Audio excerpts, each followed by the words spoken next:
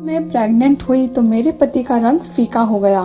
फौरन उसी रात मुझे वो गांव से दूर एक कमरे में ले गया और बोला, पूरे 9 माह तुमको यहीं रहना है। और जब आखिरी दिन मुझे दर्द शुरू हुआ तो फौरन एक औरत अंदर आई और मेरा बच्चा छुपाती हुई बाहर ले गई। कुछ देर बाद मेरा पति रोता हुआ अंदर आया और बोला, बच्चा तो तुमने मुर्दा पैदा किया है। मुझे बहुत अजीब लगा। यूँ दूसरी बार जब प्रेग्नेंट हुई तो पति को कुछ न बताया और चुपके से घर से भाग गई। एक दिन डॉक्टर से चेकअप करवाने आई तो वो अल्ट्रासाउंड करती हुई चीख पड़ी और फिर थोड़ी ही देर बाद डॉक्टर्स की पूरी टीम ने मुझे जंजीर से बांध दिया और बोले कि तुम्हारे पेट में तो। मैं शादी की रात में घूंघट ओढ़कर बैठी अपने पति का इंतजार कर रही थी। तभी दरवाजा खुला और मेरा पति कमरे में आया। उसकी पैर मेरी तरफ बढ़ रही थी। तभी वो आकर रुक गया। मैं सोच रही थी कि वो मुझसे कोई बातचीत करेगा, मगर वो कुछ न बोला। मुझे बड़ा अजीब सा महसूस हुआ। तब मैंने अपना घूंघट खुद ही उठाकर देखी, लेकिन मुझे हैरत का झटका तब लगा जब मैंने कमरे को खाली पाया। मेरा दिल एकदम से धड़कने लगा। मैं डरी नजरों से यहाँ वहाँ देखती रही। तभी कमरे का दरवाजा दोबारा खुला और मेरा पति कमरे में आ गया। उसकी नजर जैसे ही मुझ पर पड़ी, जल्दी से मेरे पास आया और बोला, क्या बात है रागिनी, तुम इतनी घबराई हुई क्यों लग रही हो? जो पहले कमरे में आया था। जैसे ही मैंने घूंघट उठाकर देखा तो कमरा खाली था। सचिन बड़ा परेशान हो गया था। कुछ देर तो बोला ही नहीं, फिर हंसने लगा और बोला, रागिनी, पहले भी कमरे में मैं ही आया था। तुम्हारे पास बैठते ही याद आया कि मुंह दिखाई का गिफ्ट बाहर ही भूल गया हूँ, इसलिए जल्दी से बाहर आया ताकि ला सकूं। सचिन ने अंगूठी की तरफ इशारा किया। अब मैं शांत हो गई थी। सचिन ने अंगूठी मेरी उंगली में पहनाई और बोला, रागिनी, आज तुम बहुत प्यारी लग रही हो। मैं मुस्कुरा दी। तभी सचिन उठकर वॉशरूम चला गया। जब वो वापस लौटकर आया तो बोला, रागिनी, मैं बहुत थक गया हूँ, सोना चाहता हूँ। तुम भी यह भारी लहंगा बदलकर आराम कर लो। मैंने सिर हिला दिया। सुबह हुई तो मैंने बाहर निकलकर घर की आनंद ले रही थी। मेरी और सचिन की अरेंज मैरिज हुई थी। हम दोनों एक दूसरे को नहीं जानते थे और न ही हमारा आपस में कोई रिश्ता था। मम्मी ने बस मुझे इतना कहा था कि रागिनी, तुम बहुत खुशनसीब हो जिसे सचिन जैसा हमसफर मिला है, जो बहुत अच्छा इंसान है। फिर सबसे बड़ी बात यह है कि उसके आगे पीछे भी कोई नहीं है। माता पिता दुनिया से जा चुके हैं, बहन भाई कोई नहीं, वो अकेला ही हर चीज का मालिक है। तब मैं बोली, मम्मी, मेरे पति का कोई रिश्तेदार नहीं है। कल को कोई बात हो गई तो उसे कौन समझाएगा?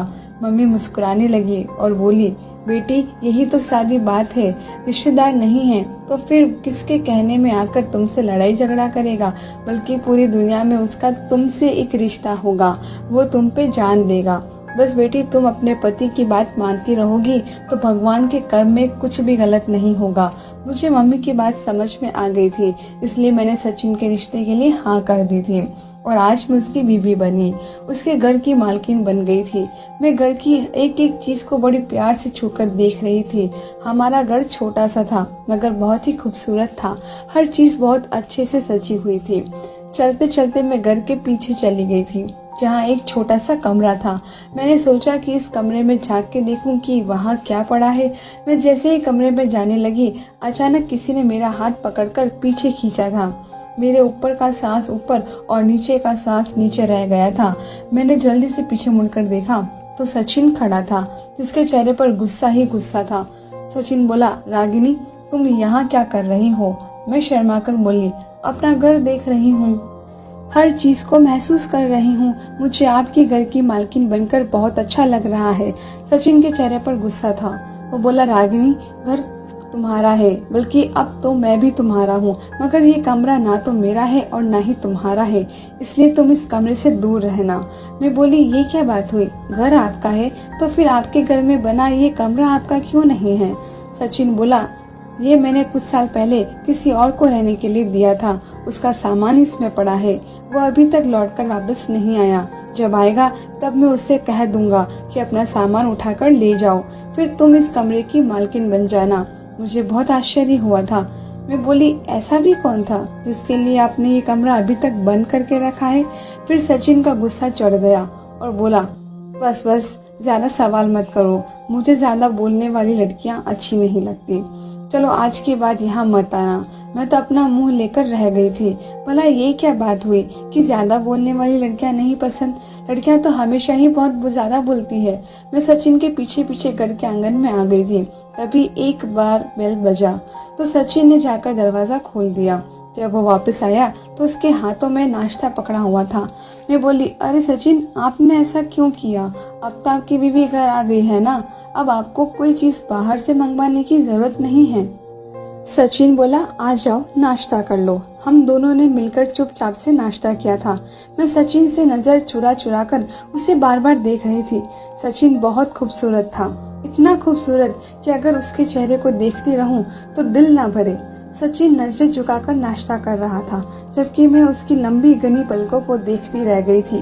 तब सचिन बोला, रागिनी, मेरा चेहरा बाद में देख लेना, पहले नाश्ता कर लो।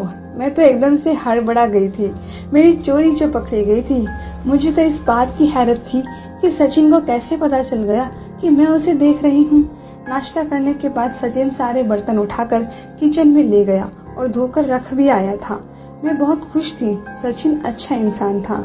मुझे उसकी कम बोलने वाली आदत से परेशानी थी। खैर, इसका हल मैंने ये सोचा था कि मैं धीरे धीरे उसे अपने रंग में ला लूंगी।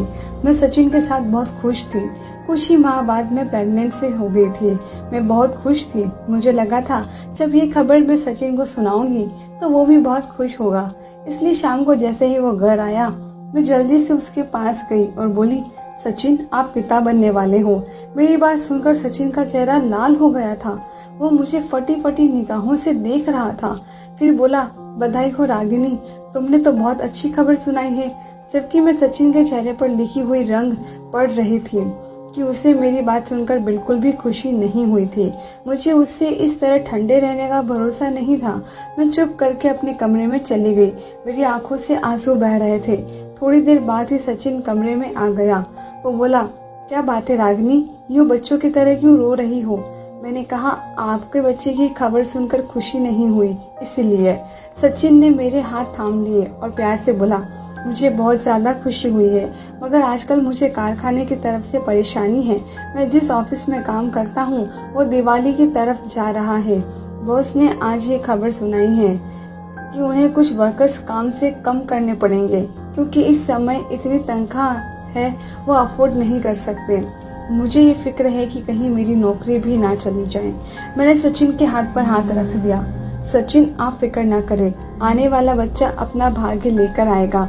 भगवान हर बात को जानता है। आप जानते हो ना कि भगवान से किया प्रार्थना पूरा होकर ही रहता है। मेरी बात सुनकर सचिन मुस्कुरा दिए थे। उस दिन के बाद सचिन मेरा बहुत ज्यादा ख्याल रखने लगे थे। मेरी लंबी चौड़ी बातें भी सुनकर गुस्सा नहीं होते थे। मैं किचन में खाना बना रही थी। सचिन सुबह काम पर गए हुए थे। तब मुझे एहसास हुआ कि सचिन वापस आ गए। मैं इतना हैरान हुई और बोली, सचिन, आप इतनी जल्दी वापस कैसे आ गए? जैसे ही पीछे देखी, सचिन आया ही नहीं था। मुझे अपनी हालत पर बहुत हंसी आई। मैंने सोचा कि मेरे दिलो दिमाग में सचिन का प्यार इतना ज्यादा है कि अब हर समय मेरे दिमाग में उन्हीं का ख्याल रहता है। शाम में जब वो वापस आए तो मैंने सबसे पहले उन्हें यही बात बताई थी। सचिन ने अजीब सी नजरों से मेरी तरफ देखा। वो खुश बिल्कुल भी नहीं हुए थे। मैं खुद घबरा गई कि उनको मैंने ऐसी बात क्यों बता दी। कहते हैं ना कि हर बात पति को बताने वाली भी नहीं होती। खैर, हम दोनों ने मिलकर खाना खाया। सचिन बोले, आज खाने के बाद चाय पीने का दिल कर रहा है। मैं जल्दी से उठी और बोली, मैं अभी बना कर लाती हूँ। तभी सचिन ने मेरा हाथ थाम कर मुझे बिठा दिया और बोले, नहीं नहीं, तुम यहीं पर बैठो, आज मैं तुम्हें अपने हाथों से चाय बनाकर पिलाऊंगा। मैं मुस्कुराने लगी थी। सचिन उठकर किचन में चले गए तो मैं अपने बातों में खो गई थी। थोड़ी देर बाद ही सचिन चाय लाए तो हम बातें करते करते चाय पीने लगे। मुझे नींद आ गई तो मैं सोने के लिए चली गई, जबकि सचिन टीवी पर खबरें देख रहे थे। मैं ऐसी गहरी नींद में पहले कभी नहीं सोई थी, क्योंकि प्रेगनेंसी की वजह से मुझे रात में उठकर बाथरूम जाना पड़ता था। सुबह 4 बजे के करीब मेरी आंख खुली तो मैं जल्दी से उठी और बाथरूम चली गई। जब मैं वापस आई तो मुझे सचिन का चेहरा नजर नहीं आया था और वो रात भर कमरे में आए ही नहीं थे। मुझे उन पर गुस्सा आया कि सुबह ऑफिस भी जाना है, लेकिन अभी तक खबरें लगाकर बैठे हैं। मैंने सोचा कि खुद ही जाकर उन्हें बुला लाती हूँ। जब मैं कमरे से बाहर निकली तो लाउंज भी खाली पड़ा था, टीवी भी बंद था। मैं बहुत परेशान हो गई कि आखिर सचिन इतनी रात को मुझे बिना बताए कहाँ जा सकते हैं। मैं सहन में निकली तो वो भी खाली था। मेरा दिल घबराने लगा था। तभी मेरी नजर घर के लास्ट वाले कमरे से आती रोशनी पर पड़ी। मुझे अजीब सी खुशी हुई कि शायद सचिन का मेहमान वापस आ गया है, जिसका सामान चंद सालों से इसी कमरे में पड़ा था। मैं जल्दी जल्दी घर के पीछे जाने लगी। मैं कमरे के बाहर खड़ी थी। अंदर से सचिन की आवाज आ रही थी। वो कुछ कह रहा था और रो रहा था। मैं बहुत परेशान हो गई।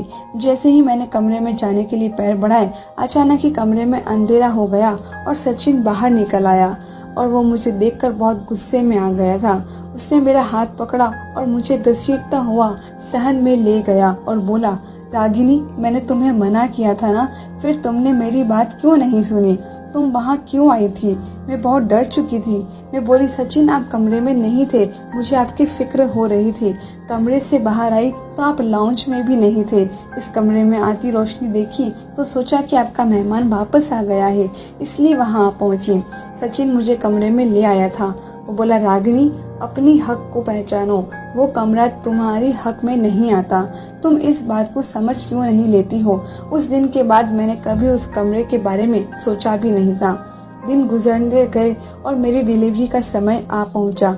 आज सुबह से ही मेरी तबीयत खराब थी, इसलिए मैंने सचिन को घर में रोक रखा था कि किसी भी समय अस्पताल जाने की जरूरत पड़ सकती है। दोपहर में आराम करने के लिए लेटी तो मेरी तबीयत खराब होने लगी। मैं जल्दी से बोली, सचिन गाड़ी निकाले, मेरी तबीयत बिगड़ रही है। सचिन जल्दी से कमरे से बाहर निकल गया। मैं दर्द से तड़पने लगी थी। मैं सोच रही थी कि सचिन कब कमरे में आएगा, मगर उससे तो बाहर निकलते हुए बहुत देर हो चुकी थी। वो अभी तक नहीं आया था। मेरी आंखों के आगे अंधेरा छाने लगा। तभी सचिन एक औरत के साथ कमरे में आया। वो बोला, रागिनी, ये बहुत समझदार दाई है, तुम्हारा केस ये करेगी। मैं बेयकीन से सचिन को देखने लगी। दर्द की वजह से मैं कुछ बोलने के काबिल नहीं रही थी। बड़ी मुश्किल से बोली, अस्पताल। लेकिन सचिन ने मेरी एक न सुनी और मुझे उस दाई के हवाले करके खुद बाहर निकल गया था। दाई मुझ पर जोर आजमाइश करने लगी और तकरीबन 3 घंटे की तकलीफ के बाद मेरे कानों में बच्चे के रोने की आवाज पड़ी थी। मैंने दिल में भगवान को धन्यवाद किया और आंखें बंद कर ली। मुझे पता ही नहीं चला कि मैं कब नींद की गहरी वादियों में खो गई थी। जब मेरी आंख खुली तो मैंने अपने बच्चे को देखा। वो वहाँ नहीं था। मैंने सचिन को आवाज दी तो उसने उठकर कमरे के बल्ब जलाए और उसकी आंखें खून जैसी थी। मैं बोली, सचिन, मेरा बच्चा कहाँ है? बेटी पैदा हुई है या बेटा? सचिन की आंखों से आंसू टपकने लगे थे। वो बोला, बेटा पैदा हुआ था, मगर तुमने मुर्दा बच्चे को पैदा किया है। मैंने बेयकीनी से सचिन की तरफ देखी और बोली, मैंने अपने बच्चे के रोने की आवाज अपनी कानों से सुनी थी। सचिन बोला, तुम तो बेहोश हो गई थी, नींद में सुनी होगी आवाज। काश मैं भी तुम्हारी तरह इतनी सुकून और गहरी नींद सो सकता। मैं चीखने चिल्लाने लगी और बोली, सचिन, मुझे मेरा बच्चा वापस ला दो। मेरा बच्चा कहाँ है? सचिन की बात सुनकर तो मुझ पर जमीन और आसमान गिर पड़े थे। वो बोला, मैंने तो अपने बच्चे को कल मिट्टी में दबा दिया। मैं बोली, कल? ये क्या मतलब? सचिन बोला, तुम कल से सो रही हो। अपने बच्चे की जुदाई का गम मैं अकेले सह रहा हूँ। मैं चीख चीख कर रोने लगी थी। मैं बोली, सचिन, तुमने मुझ पर बहुत बड़ा जुल्म किया है। तुमने मुझे एक दाई के हवाले कर दिया। तुमने मुझ पर बहुत बड़ा जुल्म कर दिया। अब मेरा दिल टूट चुका था। उसका चेहरा देखने को भी दिल नहीं कर रहा था। कुछ महीने गुजरने के बाद मैं फिर से प्रेग्नेंट हो गई, जबकि अब तो मेरी ख्वाहिश भी नहीं थी। एक दिन मैं सहन में बैठी गहरी सोच में गुम थी, तभी एक पड़ोसन घर में दाखिल हो गई। वो उम्र में मुझसे बड़ी थी। मेरे सिर पर आशीर्वाद देकर बोली, बेटी, तुम्हारे बच्चे का सुनकर बहुत दुख हुआ। मुझे तो जब से पता चला है कि तुम प्रेग्नेंट से हो, मैं यही प्रार्थना करती हूँ कि भगवान इस बार सचिन को जिंदा बच्चा दे दे। पिछली बीवी ने भी 3 बच्चे पैदा किए हैं, मगर तीनों मरे हुए थे। जबकि उसकी बीवी रो रो कर कहती थी कि सचिन, मैंने जिंदा बच्चे को जन्म दिया था, मेरा तो दम घुटने लगा था।